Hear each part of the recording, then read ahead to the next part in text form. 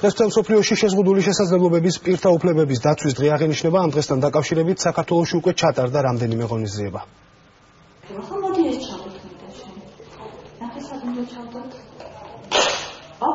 რვაწლის მერი საზოგადოებაში ინტეგრაციას უკვე ერთი კვირა ოკუპაციური თერაპიის შედეგად ცდილობს. მოზარდის ოჯახის სოციალური სტატუსი მერის მკურნალობისათვის საჭირო გადასახადის განათავისუფლებდა. დღეიდან კი შეზღუდული შესაძლებლობის მქონე მოზარდებისათვის განკუთვნილ რეაბილიტაციას სახელმწიფო სრულიად დააფინანსებს. საჭირო ჩავთვლი, რომ ეს იყოს, რომ უფრო მეტი მონდომება და უფრო მეტი რომ იყოს ამათი დახმარება.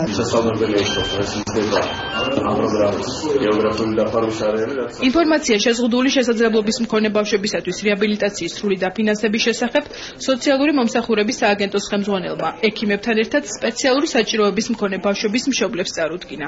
პროგრამაში ჩართული 3000-მდე ბენეფიციარისათვის ბიუჯეტიდან მთავრობამ 20 მილიონი ლარი გამოყო. თანადაფინანსება უკვე მოიხსნა და მთლიანად სახელმწიფო იღებს თავის თავზე ესეთ პროგრამებში ჩართული ბავშვების სერვისების დაფინანსებას. რეაბილიტაცია აბილიტაციის პროგრამა, რომელიც არის შეზღუდული შესაძლებლობების მქონე ბავშვების დასახმარებლად, ეს პროგრამაც გახდა სრულად აიღო თავის თავზე სახელმწიფომ.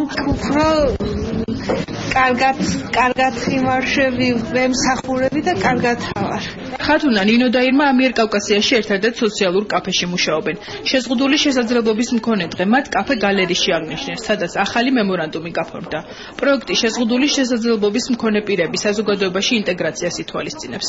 ნამდვილად საჭიროა მათთან ურთიერთობა, არა მათთვის, არამედ ჩვენთვის. არის გარკვეული პროგრამები, რომელსაც გეგმავთ და ურთიერთობა სამომავლოდ, რომელიც განხორციელდება.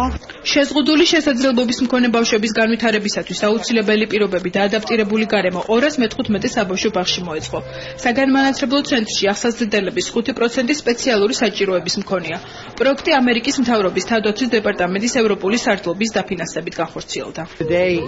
შეზღუდული შესაძლებლობის მქონე პირისაგან ჩვენმა საზოგადოებმა შეიძლება ისწავლოს სიმამაცე, მათგან აიღოს მაგალითი თუ როგორ უმკლავდებიან იმ გამოწვევას, რომლის წინაშეც ყოველდღიურად არიან. მოუწოდებ ყველა საჯარო დაწესებულების ხელმძღვანელს, რომ რაც შეიძლება დროულად დაიწყოს საჯარო დაწესებულებების ადაპტაცია. კოალიცია დამოუკიდებელი ცხოვრებისათვის კი შეზღუდული შესაძლებლობის მქონე პირების ადაპტირებული გარემოს შექმნის აუცილებლობაზე საუბრობს.